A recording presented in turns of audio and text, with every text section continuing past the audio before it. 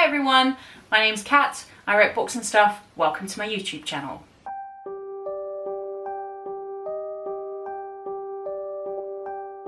So welcome to another video then. This week I have something a little bit different for you. This week I wanted to talk about writer's block.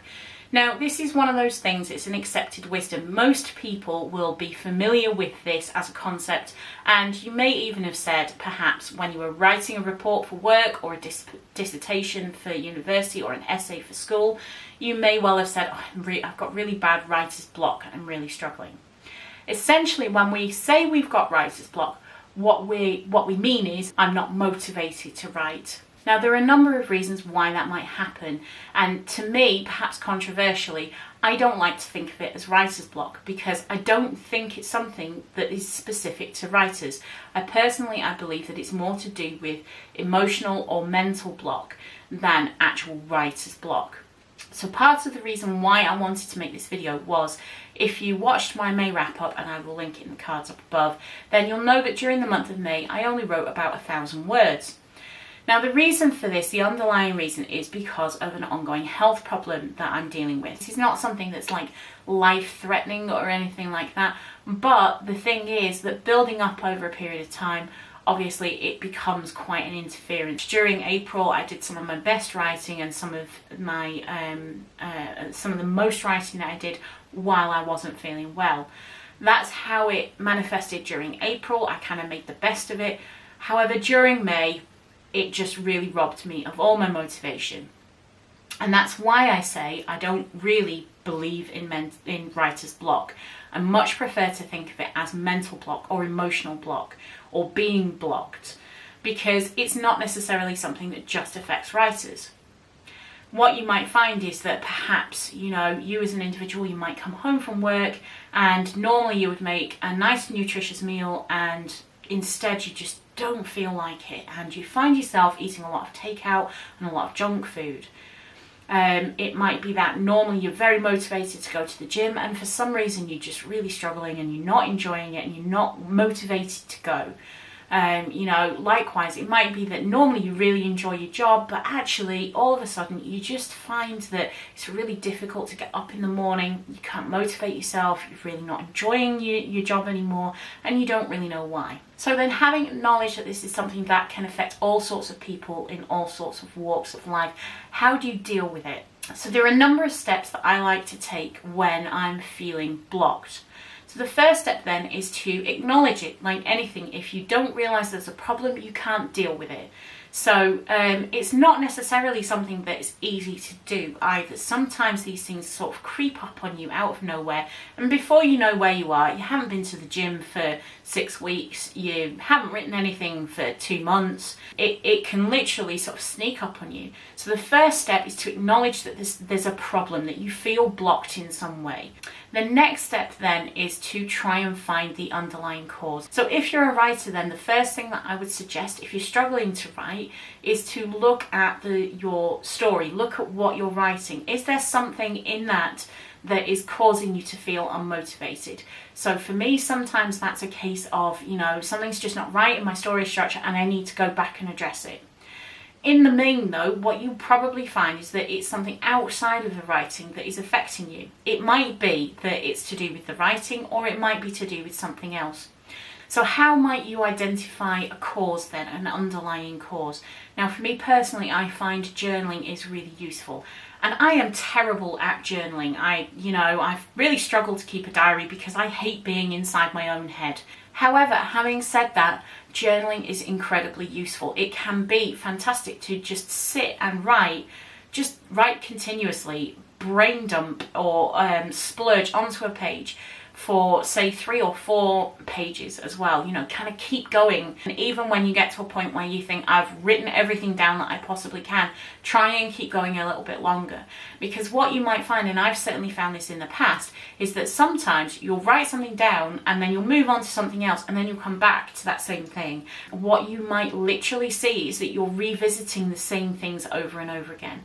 If that's the case, it's more unlikely that that is causing you a mental or emotional block. One of the other things that you might try to identify a cause, an underlying cause, is you might try meditation. So meditation is very much about kind of focusing your mind and emptying it of distractions. So normally, day to day, our minds are very busy and we're moving around lots of thoughts. Meditation is really about focusing in on one thing and trying to remove a lot of that distraction. And what you quite often find sometimes, again, when you're meditating, is that the same thing keeps coming back to you. If your mind is revisiting the same thing over and over again, it's more than likely that that is causing you a mental or emotional block.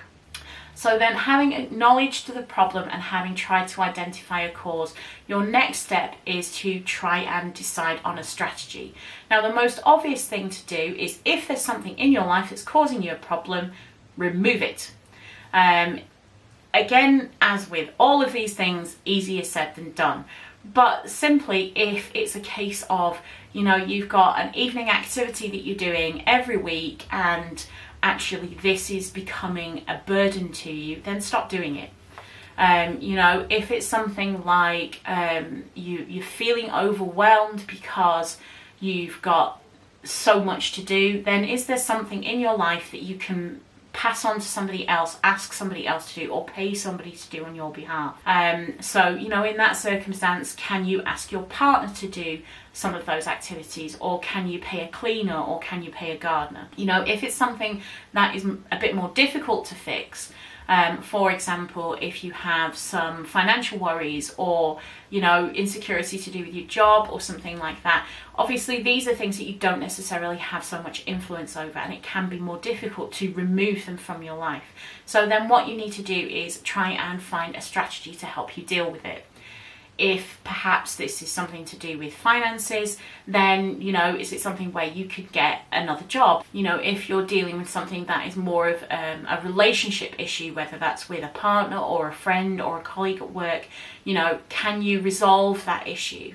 Can you sit them down and talk to them and talk through it? Or is there, perhaps a mediation service or an employee advice line or something that you can contact to ask for advice or to ask for intercession? The point of deciding on a strategy then is to try and find something to mitigate or to remove or to deal with that problem. So the next step then, having decided on your strategy, is to try it. And if it doesn't work, find another strategy. The main thing to remember is that having decided on an approach, something to try and tackle whatever it is that's making you feel blocked, it's not necessarily going to work first time. And the main thing is not to stop, not to give up, to keep trying, to try and find something else. So having acknowledged that there's a problem and having identified what you think is the potential cause and decided on a strategy to try and deal with that, what you might then find is that the strategy that you've chosen just doesn't work. That obviously everybody's different, everybody's individual situation is different, and something that works for me in a particular circumstance might not work for you in your personal circumstance. And that's fine. A lot of this sort of thing is going to be to do with trial and error, and if you seek advice from one source and it doesn't pan out, it doesn't mean it's bad advice.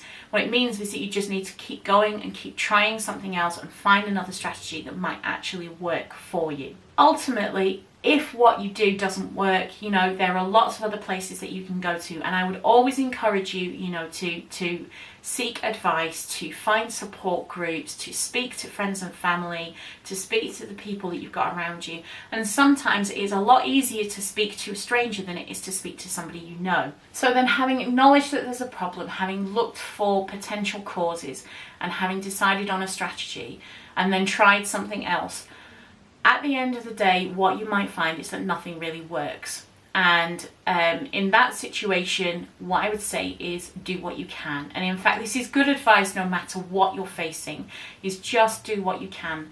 Nobody can function at 100%, 100% of the time. Nobody is capable of doing that. We all need to cut ourselves a break every now and again. And sometimes what that looks like is, it looks like I can't make a meal, I'm too tired, I want to get junk food.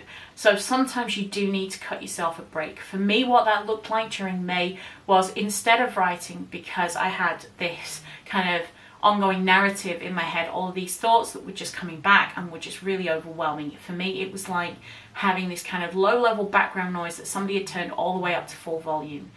And so for me, because I couldn't focus on writing and I couldn't focus on the stories that I wanted to tell, what I did was I read. I read books, I listened to an audiobook, I watched TV, I watched movies, I did what I could. In that specific situation, that was all I could manage. Now for you, what you might find is that, you know, what that looks like for you is going to be a bit different. But what I would always say is to cut yourself some slack, because it is important to acknowledge that you're doing the best that you can. So my battery's running low, so I'm going to wrap this up right here. If you've enjoyed this video, then please like and leave a comment down below and let me know what you think and what sort of things that what sort of strategies that you've looked at to help you through some of the times when you've been mentally or emotionally blocked. Please subscribe as well. It really helps me out if you do that, and make sure you ring the bell to receive notifications. Once again, thank you for tuning in. Really appreciate it, and I'll see you next time. Bye.